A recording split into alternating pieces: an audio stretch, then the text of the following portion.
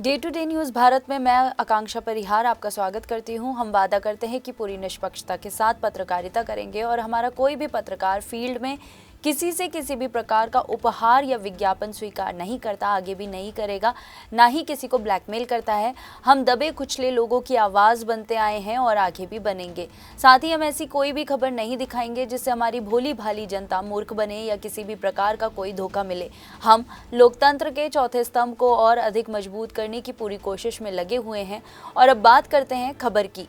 आज की सबसे बड़ी अंतर्राष्ट्रीय खबर जापान से आ रही है, जहां जापान की एक अदालत ने पूर्व प्रधानमंत्री शिंजो आबे की हत्या के मामले में बड़ा फैसला सुनाया है। अदालत ने शिंजो आबे की गोली मारकर हत्या करने वाले आरोपी तेत्सुया यामागामी को उम्र कैद की सजा सुनाई है। बता दें, शिंजो आबे जापान के सबसे ताकतवर और प्रभावशाली नेताओं में से एक थे, जो 4 बार देश के प्रधानमंत्री रहे और प्रधानमंत्री पद छोड़ने के बाद भी सक्रिय राजनीति में थे।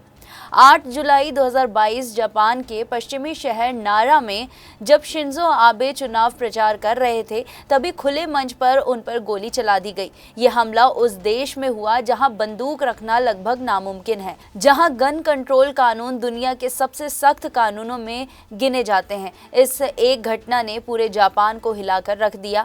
बता दें, इस हत्याकांड का आरोपी 45 वर्षीय तेत्सुया यामागामी है। यामागामी ने अदालत में शिंजो आबे की हत्या करने की बात खुद कबूल की।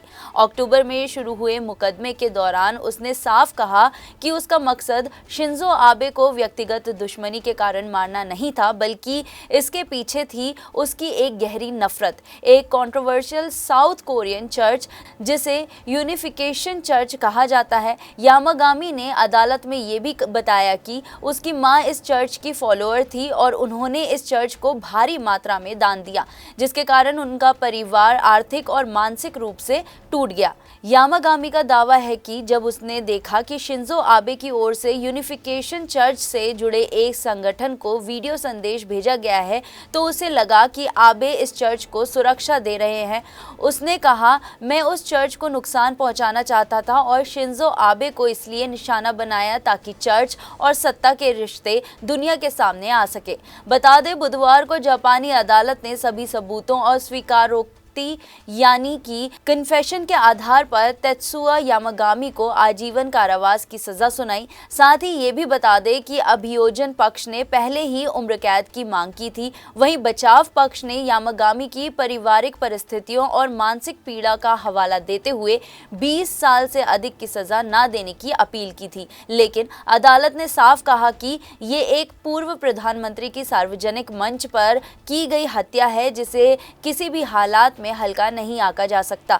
इस हत्याकांड ने जापान की राजनीति में एक और बड़ा तूफान खड़ा कर दिया।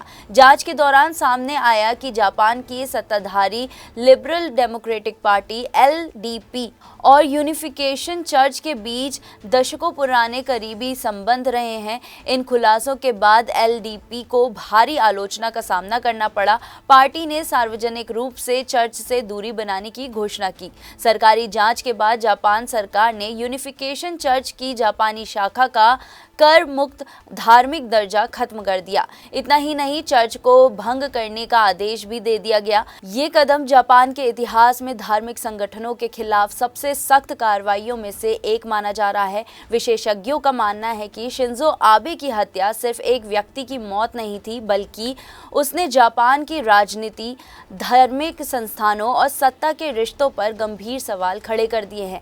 आज जब अदालत ने इस मामले में फैसला सुना दिया है, तो एक अध्याय जरूर बंद हुआ है, लेकिन बहस अभी भी जारी है। तो जापान की अदालत का ये फैसला न्याय की दिशा में एक अहम कदम माना जा रहा है, लेकिन साथ ही ये दुनिया को ये भी याद दिलाता है कि जब सत्ता, धर्म और कट्टर सोच एक साथ आती है, तो उसका अंजाम कितना खतरनाक हो सकता है। आप इस पूरे मामले पर क्या सोच रखते हैं? क्या ये फैसला पर्याप्त है या जापान को इससे भी आगे जाना चाहिए? अपनी राय हमें कमेंट में ज़रूर बताएं। अभी के लिए फ़िलहाल इतना ही। देश और दुनिया की ताज़ा खबरें जानने के लिए देखते रहिए डे टू डे भारत और हमारे चैनल को लाइक, शेयर और सब्सक्राइब करना ना भूलें।